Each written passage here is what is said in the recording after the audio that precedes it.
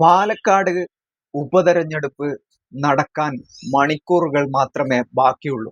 കൊട്ടിക്കലാശം കൂടി ഇന്ന് സമാപിച്ചിരിക്കുകയാണ്. ഇനി നിശബ്ദ പ്രചരണവും അതിനുശേഷം പോളിംഗ് ബൂത്തിലേക്കും എത്തുമെന്നാണ് പ്രതീക്ഷിക്കപ്പെടുന്നത്.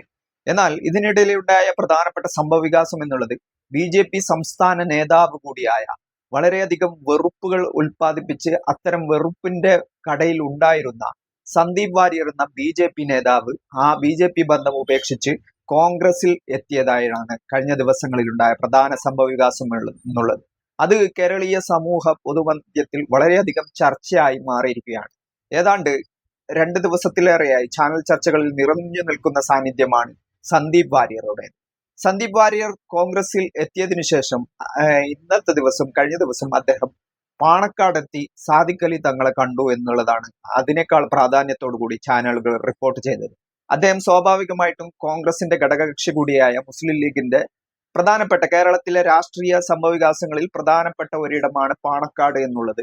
അതുകൊണ്ട് തന്നെ അവിടെയും എത്തി എന്നുള്ളതാണ് ഇതിൽ പ്രധാനപ്പെട്ട വസ്തുത എന്നുള്ളത്. ഇത്രയും കാലം മുസ്ലിം സമുദായത്തിനെതിരെ വിദ്വേഷപരമായ പരാമർശങ്ങൾ നടത്തുകയും RSSും BJPയും നടത്തുന്ന പ്രചരണങ്ങളിലേക്ക് അതിനേക്കാൾ ശക്തമായി അത്തരം വാക്കുകൾ ഉപയോഗിക്കുകയും ചെയ്തിട്ടുള്ള ആളാണ് സന്ദീപ് വാര്യർ എന്നുള്ളത്. അതുകൊണ്ട് തന്നെ സന്ദീപ് വാര്യറുടെ മനം മാറ്റം കൊണ്ട് അദ്ദേഹത്തിന് യഥാർത്ഥത്തിൽ മനം മാറ്റം സംഭവിച്ചിട്ടുണ്ടോ, അദ്ദേഹം RSSന്റെ ആശയങ്ങളെ അല്ലെങ്കിൽ അവരുടെ ഐഡിയോളജിയെ തള്ളിപ്പറഞ്ഞിട്ടുണ്ടോ, അദ്ദേഹത്തിന്റെ ഭാവി എന്തായിരിക്കും എന്നതിനെ തുടങ്ങിയ ഒരുപാട് ചർച്ചകൾ ഉണ്ടായിട്ടുണ്ട്. അദ്ദേഹം CPMലേക്ക് എത്തുമെന്നായിരുന്നു ആദ്യം പ്രതീക്ഷിക്കപ്പെട്ടിരുന്നത്. എന്നാൽ അവിടെയല്ല അദ്ദേഹം എത്തിയത്, മറിച്ച് വളരെ വിചാരിക്കാത്ത സംഭവങ്ങൾ ഉണ്ടാവുകയും അദ്ദേഹം കോൺഗ്രസിൽ എത്തുകയുമാണ് ചെയ്തത്. ഏതായാലും സന്ദീപ് വാര്യർ കോൺഗ്രസിൽ എത്തിയതിനു ശേഷം പാലക്കാട് മണ്ഡലത്തിൽ ഇതിനെ ഏത് രീതിയിൽ സ്വാധീനിക്കും, അല്ലെങ്കിൽ ഇപ്പോഴുണ്ടായ ഈ സംഭവവികാസങ്ങൾ സന്ദീപ് വാര്യർ എന്നുള്ള വ്യക്തി RSSന്റെയും അതോടൊപ്പം തന്നെ BJPയുടെയും പരമ്പരാഗത ഐഡിയോളജി, പ്രത്യേകിച്ചും RSSന്റെ ഗോൾവാൾക്കറും എഡ്ഗവാറും ഒക്കെ അവരെ ഉൽപ്പാദിപ്പിച്ചിട്ടുള്ള ഒരു ഐഡിയോളജി ഉണ്ട്. ആ ഐഡിയോളജിയെ തള്ളിപ്പറയാൻ തയ്യാറാവുമോ എന്ന് തന്നെയാണ് കണ്ടറിയേണ്ട കാര്യം. ഏതായാലും ഇന്നത്തെ ദിവസം അദ്ദേഹം വളരെ വലിയ പ്രസ്താവനകൾ നടത്തി. വെറുപ്പിന്റെ കട ഉൽപ്പാദിപ്പിക്കുന്ന ആളാണ് നരേന്ദ്രമോദി എന്നും, ആ പ്രസ്ഥാനത്തിൽ ഉണ്ടായിരുന്നപ്പോൾ ഞാൻ അവരെ പിൻപറ്റുക മാത്രമാണ് ചെയ്തതെന്നും തുടങ്ങിയ അത്തരം വളരെ കണിശമായ പരാമർശങ്ങൾ അദ്ദേഹം നടത്തുകയുണ്ടായി. അത്തരത്തിൽ നോക്കുമ്പോൾ ഇതുവരെയുള്ള തന്റെ ആദർശങ്ങളെ അദ്ദേഹം മുഴുവനായും തള്ളിപ്പറഞ്ഞിട്ടുണ്ട്. അത് തെറ്റാണെന്നും ആ ഒരു ആശയത്തിൽ നിന്നും ഞാൻ പുറത്തു വരികയാണെന്നാണ് അദ്ദേഹം പ്രഖ്യാപിച്ചിട്ടുള്ളത്. എന്നാൽ ഇതിൽ മനസ്സിലാക്കേണ്ട പ്രധാനപ്പെട്ട ഒരു കാര്യം എന്നുള്ളത് അദ്ദേഹം BJPയിൽ നിന്നും പുറത്തു വരാനുണ്ടായ സാഹചര്യം എന്താണ് എന്നുള്ളതാണ്. അദ്ദേഹം BJPയിൽ നിന്ന് പുറത്തു വരാനുണ്ടായ ഒരു സാഹചര്യം കുറച്ച് ദിവസങ്ങളായി ഈ പാലക്കാടുമായി ബന്ധപ്പെട്ട് അല്ലെങ്കിൽ കേരള സംസ്ഥാന കമ്മിറ്റിയിൽ BJPയിൽ നടക്കുന്ന പടലപ്പിണക്കങ്ങളുടെ ഭാഗമായിട്ടാണ് ഇദ്ദേഹം BJPയിൽ നിന്ന് പുറത്തു വരുന്നത്. ആദ്യം അദ്ദേഹം പാലക്കാട് ഒരു കൺവെൻഷൻ നടക്കുകയുണ്ടായി. ആ കൺവെൻഷനിൽ കൃത്യമായിട്ട് സന്ദീപ് വാര്യർക്ക് ഇരിപ്പിടം കൊടുത്തില്ല എന്നുള്ള രീതിയിൽ അദ്ദേഹം വളരെ അസ്വസ്ഥനായിരുന്നു. അതിൽ അദ്ദേഹം പരാതിയുമായിട്ട് രംഗത്ത് വന്നു. എന്നാൽ അദ്ദേഹത്തിന്റെ പരാതികളെയോ അദ്ദേഹത്തിന്റെ പ്രശ്നങ്ങളെയോ കേൾക്കാൻ RSSും BJPയും തയ്യാറായില്ല. പ്രത്യേകിച്ചും RSS അദ്ദേഹത്തെ തള്ളിപ്പറഞ്ഞു എന്നുള്ളതാണ്. അദ്ദേഹത്തെ പ്രത്യേകിച്ച് പരിഗണന കൊടുത്ത് അദ്ദേഹത്തെ നിലനിർത്തണം എന്നുള്ള താല്പര്യം RSS പ്രകടിപ്പിച്ചില്ല. അതിനുശേഷമാണ് അദ്ദേഹം മാറി ചിന്തിക്കാൻ തുടങ്ങിയത്, മറ്റു മാർഗങ്ങൾ തേടാൻ തുടങ്ങിയത്. കാരണം ഇനി BJPയിൽ തനിക്ക് ഇതുവരെ ഉണ്ടായിരുന്ന പരിഗണന ലഭിക്കില്ല എന്ന് അദ്ദേഹത്തിന് ബോധ്യപ്പെടുകയാണ് ഈ സംഭവങ്ങൾ ഉണ്ടാക്കിയിട്ടുള്ളത്. പ്രത്യേകിച്ചും RSSൽ നിന്നും ഇത്തരം ഒരു സമീപനം ഉണ്ടാകുമ്പോൾ ഇനി താൻ വിചാരിച്ച പോലെ കാര്യങ്ങൾ പോകില്ല എന്ന് മനസ്സിലാക്കിയത് കൊണ്ട് തന്നെയാണ് സന്ദീപ് വാര്യർ BJP വിടുകയും മറ്റുള്ള ഒരു ഇടത്ത് എത്തിച്ചേരുകയും ചെയ്തത്. ഇതിന്റെ ഗുണം UDFന് ലഭിക്കുമോ, BJPയിൽ ഏതെങ്കിലും നഷ്ടങ്ങൾ ഉണ്ടാകുമോ എന്ന് തുടങ്ങിയ കാര്യങ്ങളാണ് നമ്മൾ ഇന്ന് പരിശോധിക്കാൻ പോകുന്നത്. ഏതായാലും സന്ദീപ് വാര്യരെ കുറിച്ച്, UDFനെ കുറിച്ച്, അല്ലെങ്കിൽ ഇതിനെപ്പറ്റി BJPയുടെ സംസ്ഥാന പ്രസിഡന്റ് കൂടിയായ K. സുരേന്ദ്രൻ പറഞ്ഞ ചില കാര്യങ്ങളുണ്ട്. അത് നമുക്ക് ആദ്യം കണ്ടു നോക്കാം. കോൺഗ്രസിൽ ചേരുന്ന ഒരു പ്രാദേശിക നേതാവ് പോലും പാണക്കാട് തങ്ങളെ കണ്ട് അനുഗ്രഹം വാങ്ങണം എന്നുള്ള നിലയിലേക്ക് നമ്മുടെ നാട് വന്നിരിക്കുകയാണ്. പാണക്കാട് തങ്ങളെ പോയി കാണുന്നത് നല്ല കാര്യം തന്നെയാണ്. പക്ഷേ കോൺഗ്രസിൽ ചേരുന്ന ഒരു സാധാരണ പ്രാദേശിക നേതാവിന് പോലും UDFന്റെ പ്രവർത്തകനായിട്ട് തുടരണമെങ്കിൽ പാണക്കാട് തങ്ങളെ കണ്ട് ആശീർവാദം വാങ്ങണം എന്നുള്ള നില എങ്ങനെ ഉണ്ടായി? മതസാമുദായിക നേതാക്കളെ കാണുന്നതാണ് പ്രശ്നമെങ്കിൽ എന്തുകൊണ്ടാണ് ഈ നേതാക്കളൊന്നും മറ്റ് മതസാമുദായിക നേതാക്കളെ ഒന്നും പോയി കണ്ട് അനുഗ്രഹം തേടാത്തത്? ഓക്കെ, സുരേന്ദ്രൻ പറയുന്ന കാര്യങ്ങൾ എന്താണെന്ന് നമുക്ക് വ്യക്തമാണ്. അത് ഒരുപാടുണ്ട്, വീഡിയോ കാണിക്കണമെങ്കിൽ. പക്ഷേ പാണക്കാട് തങ്ങളെ കണ്ടതുമായിട്ട് ബന്ധപ്പെട്ടാണ് സന്ദീപ് വാര്യർ പാണക്കാട് എത്തിയതിനെ പറ്റി സുരേന്ദ്രന്റെ വ്യാഖ്യാനങ്ങൾ. സുരേന്ദ്രൻ ഇതിനെ കൊണ്ടുപോകുന്നത് എന്താണെന്ന്, കോൺഗ്രസിൽ ആരെങ്കിലും മെമ്പർഷിപ്പ് എടുത്താൽ അവരെ ഉടനെ തന്നെ എന്താവണം, പാണക്കാട് പോയി അനുഗ്രഹം വാങ്ങണം എന്നാണ് സുരേന്ദ്രൻ പറയുന്നത്. ഇല്ലെങ്കിൽ കോൺഗ്രസിൽ പ്രവർത്തിക്കാൻ കഴിയില്ല. കോൺഗ്രസിൽ എത്തിയാൽ ഉടനെ ഇതെന്തൊരു സിദ്ധാന്തമാണ് എന്നാണ്, ഇതെന്തൊരു കാര്യമാണ് എന്നാണ് സുരേന്ദ്രൻ ചോദിക്കുന്നത്. ഏതായാലും ഇദ്ദേഹം അതിനുശേഷം മറ്റു പല കാര്യങ്ങളും പല ഇതും പറയുന്നുണ്ട്. ഏതായാലും ഈ സുരേന്ദ്രൻ തന്നെ പല പ്രാവശ്യം പാണക്കാട്ടെത്തി പാണക്കാട് തങ്ങളെ കണ്ടിട്ടുണ്ട് എന്നുള്ളതാണ് മറ്റൊരു യാഥാർത്ഥ്യം.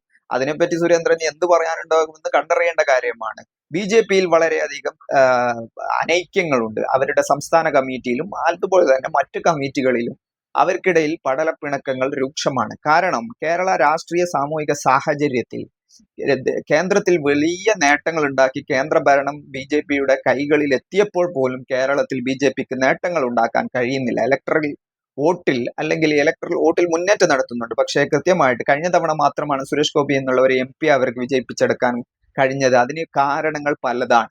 അതല്ലാതെ നിയമസഭയിൽ പോലും പ്രാതിനിധ്യമില്ലാത്ത പാർട്ടിയായി തന്നെയാണ് കേരളത്തിൽ ഇപ്പോഴും BJP നിലനിൽക്കുന്നത്. അതിനിടയിൽ കൊടകര പോലെയുള്ള പല വിഷയങ്ങൾ അവർക്കിടയിൽ തന്നെ ഉണ്ടായിട്ടുണ്ട്. അവരുടെ ഇടയിൽ നിന്നുള്ള ആളുകൾ പലരും വെളിപ്പെടുത്തലുകളുമായി വന്നിട്ടുണ്ട്. അതുകൊണ്ട് ഈ ഒരു വിഭാഗം നേതാക്കൾ ഇത് ഉപയോഗിച്ചുകൊണ്ട് കൃത്യമായിട്ട് അവരുടെ സാമ്പത്തിക നേട്ടങ്ങൾ ഉണ്ടാക്കുന്നു എന്നുള്ള ഒരു ആരോപണമുണ്ട്, പ്രത്യേകിച്ചും K. സുരേന്ദ്രനെ പോലെയുള്ള നേതാക്കൾക്കെതിരെ. ഇതൊക്കെ ഈ ഒരു പ്രശ്നങ്ങളുടെ ബാക്കി പത്രമാണ് ഈ സന്ദീപ് വാര്യരുടെ പുറത്തുവരലും അത്തരം കാര്യങ്ങളൊക്കെ. പക്ഷേ സുരേന്ദ്രൻ പറയുന്നുള്ളത് കൃത്യമായിട്ട് ഈ പാണക്കാട്ടേക്ക് എത്തിയാൽ മാത്രമേ കോൺഗ്രസിൽ പ്രവർത്തിക്കാൻ സാധ്യമാകൂ. പ്രാദേശിക നേതാവ് എന്ന് ഉദ്ദേശിക്കുന്നത് സന്ദീപ് വാര്യരാണ്. സന്ദീപ് വാര്യരുടെ തട്ട് ഇപ്പോൾ കുറെ താണിരിക്കുകയാണ്, BJP താഴ്ത്തിയിരിക്കുകയാണ്. BJP സംസ്ഥാന സെക്രട്ടറി ഒക്കെ ആയിരുന്നു. പക്ഷെ ഇപ്പൊ K. സുരേന്ദ്രന്റെ വാക്ക് കടമെടുത്താൽ അദ്ദേഹം പ്രാദേശിക നേതാവാണ്. അങ്ങനെയൊക്കെയാണ് കാര്യങ്ങൾ. ഏതായാലും പാലക്കാട് ഉപതെരഞ്ഞെടുപ്പിനെ ഇത് സ്വാധീനിക്കുമോ എന്ന് ചോദിച്ചാൽ ഒരു തരത്തിലും സന്ദീപ് വാര്യരുടെ വരവ് കൊണ്ട് കോൺഗ്രസിന് പ്രത്യേകിച്ച് യാതൊരു ഗുണവും ഉണ്ടാവുകയില്ല. കേരളീയ പൊതുസമൂഹത്തിൽ വേണമെങ്കിൽ BJP-യിൽ നിന്ന് ഒരാളെ കൊണ്ടുവന്നു എന്ന് വേണമെങ്കിൽ പറയാമെങ്കിലും പാലക്കാട് ഉപതെരഞ്ഞെടുപ്പിനെ സംബന്ധിച്ചിടത്തോളം അത് കോൺഗ്രസിന്റെ സിറ്റിംഗ് സീറ്റാണ്. അതുകൊണ്ട് തന്നെ കോൺഗ്രസിന് അവിടെ ജയിക്കേണ്ട ആവശ്യകതയാണ്. അവരുടെ യൂത്ത് കോൺഗ്രസ് സംസ്ഥാന പ്രസിഡന്റായ രാഹുൽ മാങ്കൂട്ടത്തിലാണ് അവിടെ മത്സരിക്കുന്നത്. ആ ഒരു വിജയം അവർക്ക് അനിവാര്യമാണ്. അതുകൊണ്ട് തന്നെ അവർ അത്തരത്തിലാണ് കാര്യങ്ങളെ കാണുന്നത്. പക്ഷെ സന്ദീപ് വാര്യരുടെ കൂടെ ആരെങ്കിലും BJP-യിൽ നിന്ന് വന്നതായിട്ട് നമുക്ക് അറിവില്ല. BJP-യുടെ ഏതെങ്കിലും അണികൾ സന്ദീപ് വാര്യറിന് പിന്തുണ പ്രഖ്യാപിച്ചതായി അറിവില്ല. അത്തരത്തിൽ നോക്കുമ്പോൾ BJP അവിടെ സൈലന്റ് വർക്കാണ് ഇതുവരെയും ചെയ്തിരിക്കുന്നത്. വലിയ രീതിയിലുള്ള പ്രചരണങ്ങൾ നടത്തുന്നില്ല. വലിയ നേതാക്കളെ, ദേശീയ നേതാക്കളെയും പ്രധാനമന്ത്രി അങ്ങനെയുള്ള ആളുകളെ ഒന്നും കൊണ്ടുവരുന്നില്ല. തികച്ചും സൈലന്റ് വർക്കിലൂടെ വിജയം നേടിയെടുക്കുക എന്നുള്ള രീതിയിലാണ്. കാരണം അതിന് രണ്ടുണ്ട് കാരണങ്ങൾ. ഒന്ന്, ഈ സൈലന്റ് വർക്കിലൂടെ കൃത്യമായിട്ട് തങ്ങൾക്ക് കിട്ടേണ്ട വോട്ടുകൾ കൃത്യമായി പെട്ടിയിലാക്കുക, കൂട്ടിച്ചേർക്കേണ്ട വോട്ടുകളെ, ഈ വിജയിക്കാൻ ആവശ്യമുള്ള വോട്ടുകളെ രഹസ്യമായ പദ്ധതികളിലൂടെ തൃശ്ശൂരിൽ നടപ്പിലാക്കിയതുപോലെയുള്ള ഒരു പദ്ധതി നടപ്പിലാക്കിക്കൊണ്ട് ആ വോട്ടുകളെ കൂടി കൈക്കലാക്കാൻ വേണ്ടിയാണ് ഇത്തരം വലിയ രീതിയിലുള്ള പ്രചരണങ്ങൾ നടത്തിയാൽ മറ്റൊരു ഭാഗത്ത് കൺസോൾട്ടേഷൻ ഉണ്ടാവുകയും മതേതര ചേരി ഒന്നിച്ചു നിന്നുകൊണ്ട് BJP-ക്കെതിരെ വോട്ട് ചെയ്യുന്ന സാഹചര്യം ഉണ്ടാകും. അത് ഒഴിവാക്കാൻ വേണ്ടി കൂടിയാണ് ഇത്തരമൊരു സ്ട്രാറ്റജി BJP പ്രയോഗിച്ചിരിക്കുന്നത്. പക്ഷേ സന്ദീപ് വാര്യർ ഇപ്പുറത്ത് വന്നുകൊണ്ട് BJP-ക്കെതിരെ രൂക്ഷമായ പ്രതികരണങ്ങൾ നടത്തുമ്പോൾ RSS-ന്റെയും അതിന്റെ അനുഭാവികളെയും സംഘപ്രവർത്തകരെയും സംബന്ധിച്ചിടത്തോളം അവർ ഇത്തരത്തിൽ തങ്ങളുടെ സംഘത്തിന് നേരെയുള്ള ഒരു നിലപാടായി അത് കാണുകയും സംഘത്തിനെതിരെ സന്ദീപ് വാര്യറും അതോടൊപ്പം തന്നെ സന്ദീപ് വാര്യർ ഉയർത്തിവിട്ട ആശയങ്ങളും കാണുമ്പോൾ സൈലന്റായി നിൽക്കുന്ന, അല്ലെങ്കിൽ വളരെ കണിശമായി പ്രവർത്തിക്കാത്ത പ്രവർത്തകർ പോലും തിരിച്ച് BJP-ക്ക് വേണ്ടി സ്ക്വാഡിൽ വരികയും അവർക്ക് വേണ്ടി പ്രവർത്തിക്കുകയും ചെയ്യുന്ന സാഹചര്യം ഉണ്ടാകും. കാരണം ഒരു രാഷ്ട്രീയ പാർട്ടിയെ കൃത്യമായിട്ട് ആ ലക്ഷ്യം വെച്ചുകൊണ്ട് അവരുടെ കൂടെയുള്ള ഒരാൾ പുറത്തു പോയിട്ട് ലക്ഷ്യം വെച്ചുകൊണ്ടുള്ള പ്രവർത്തനങ്ങൾ നടത്തിയാൽ സ്വാഭാവികമാണ്. RSSനെയും സംഘപരിവാറിനെയും പോലെയുള്ള പ്രസ്ഥാനങ്ങളിൽ അവരുടെ ഇടയിൽ സൈലന്റായി, അതായത് ആക്റ്റീവായി പ്രവർത്തിക്കാത്ത ആളുകൾ പോലും തിരിച്ച് ആക്റ്റീവായി വരികയും അവർ ഈ ഒരു സന്ദീപ് വാര്യരുടെ നിലപാട് കൊണ്ട് പ്രവർത്തിക്കുകയും ചെയ്യുന്ന സാഹചര്യം ഉണ്ടാകും. പക്ഷേ പാലക്കാട് ലോക്സഭാ തെരഞ്ഞെടുപ്പിനെ സംബന്ധിച്ചിടത്തോളം, പാലക്കാട് നിയമസഭാ തെരഞ്ഞെടുപ്പിനെ സംബന്ധിച്ചിടത്തോളം കൃത്യമായിട്ട് അവിടെ കോൺഗ്രസ് BJP മത്സരമാണ് നടക്കുന്നുള്ളത്. ഇത് കേരളത്തിൽ ബോധ്യപ്പെട്ടിട്ടുള്ള കാര്യമാണ്. CPM എങ്ങനെയെങ്കിലും അവിടെ 2ാം സ്ഥാനത്തേക്ക് എത്തുക എന്നുള്ള ശ്രമങ്ങളാണ് നടത്തിയെന്നുള്ളത്. അത് BJP ജയിച്ചാലും വേണ്ടില്ല, ആ മത്സരം തങ്ങൾ തന്നെ ആയിരിക്കണം നടത്തണം എന്നുള്ള സാഹചര്യം സൃഷ്ടിക്കാനാണ് CPM ആദ്യം മുതലേ ശ്രമിച്ചു കൊണ്ടിരിക്കുന്നത്. അതായത് BJP ജയിച്ചാലും 2ാം സ്ഥാനത്ത് എത്തിക്കൊണ്ട് തൃശ്ശൂർ പോലെയുള്ള, അല്ലെങ്കിൽ തങ്ങളാണ് BJPക്കെതിരെ മത്സരം നടത്തുന്നത് എന്നുള്ള പ്രതീതി സൃഷ്ടിക്കാനാണ് CPM ശ്രമിച്ചുകൊണ്ടിരിക്കുന്നത്. പക്ഷേ കോൺഗ്രസ് ആദ്യം മുതൽ തന്നെ ഒരു നിലപാട് കൃത്യമായിട്ട് RSS BJPയും ഞങ്ങളും തമ്മിലാണ് മത്സരം, ഞങ്ങളുടെ ഏറ്റവും ശക്തനായ സ്ഥാനാർത്ഥിയെ ഞങ്ങൾ നിർത്തിയിരിക്കുന്നു, കഴിഞ്ഞ തവണയും അതിനു മുമ്പുമൊക്കെ ഞങ്ങളായിരുന്നു BJPക്കെതിരെ മത്സരം നടത്തിയത് എന്നുള്ള രീതിയിലുള്ള പ്രചരണമാണ് നടത്തിയത്. ഇതിന്റെ മറ്റൊരു വശം എന്നുള്ളത് വിവിധ ന്യൂനപക്ഷ വിഭാഗത്തിലുള്ള സംഘടനകളടക്കം കോൺഗ്രസിനെ ആണ് സാധ്യത എന്ന് മുൻകൂട്ടി കാണുകയും അവർക്ക് വോട്ട് ചെയ്യണമെന്നുള്ള രീതിയിലുള്ള പ്രചരണങ്ങൾ നടക്കുകയും ചെയ്യുന്നുണ്ട്. SDPI ഒക്കെ അത്തരം ഒരു നിലപാട് സ്വീകരിച്ചിട്ടുള്ള സംഘടനയാണ്. അത്തരത്തിൽ നോക്കുമ്പോൾ SDPI ഒരു നോട്ടീസ് ഇറക്കുകയും ആ നോട്ടീസ് കോൺഗ്രസ് സതീശനടക്കമുള്ള ആളുകൾ അതുപയോഗിച്ചാണ് വോട്ട് ചോദിക്കുന്നത് എന്നുള്ള പരിഹാസമൊക്കെ കെ സുരേന്ദ്രൻ നടത്തിയിട്ടുണ്ട്. ഏതായാലും ഇത്തരം ഒരു സാഹചര്യം പാലക്കാടിനെ സംബന്ധിച്ചിടത്തോളം ഉണ്ട്. പോളിംഗ് ബൂത്തിലേക്ക് എത്തിയ ആളുകൾ കൃത്യമായിട്ട് മതേതര പക്ഷത്തുള്ള വോട്ടുകൾ തങ്ങളിലേക്ക് തന്നെ എത്തിപ്പെടണമെന്നുള്ള നിർബന്ധ ബുദ്ധിയോടുകൂടി UDF പ്രവർത്തനം നടത്തുന്നു എന്നാണ് പാലക്കാടിലെ അവസാന മണിക്കൂറുകളിൽ നിന്നും സംഭവിച്ചിട്ടുള്ള കാര്യങ്ങൾ എന്നുള്ളത്. അതോടൊപ്പം തന്നെ സന്ദീപ് വാര്യരുടെ മതേതര പ്രതിച്ഛായ അല്ലെങ്കിൽ മതേതര പ്രതിബദ്ധത എന്നുള്ളത് ഭാവിയിൽ കാണേണ്ട കാര്യമാണ് എന്നുള്ളതാണ്. ഇതുവരെയുള്ള അദ്ദേഹത്തിന്റെ പ്രവർത്തനങ്ങളെ, അദ്ദേഹത്തിന്റെ നിലപാടുകളെയും അദ്ദേഹം തന്നെ തള്ളിപ്പറഞ്ഞിരിക്കുകയാണ്. ഇനി അദ്ദേഹം തള്ളിപ്പറയേണ്ടത് അദ്ദേഹം ഇതുവരെ പ്രവർത്തിച്ചിട്ടുള്ള പ്രത്യയശാസ്ത്രത്തിന്റെ പറ്റിയിട്ടുള്ള കാര്യങ്ങളാണ് അദ്ദേഹം സംസാരിക്കേണ്ടത്. അതിനോട് അദ്ദേഹം ഏത് രീതിയിൽ പ്രതികരിക്കുമെന്നതിനെ ആശ്രയിച്ചായിരിക്കും സന്ദീപ് വാര്യരുടെ മതേതര പ്രതിച്ഛായ എന്നുള്ള ലേബലിലേക്കുള്ള മാർക്കുകൾ വരുന്നുള്ളത്.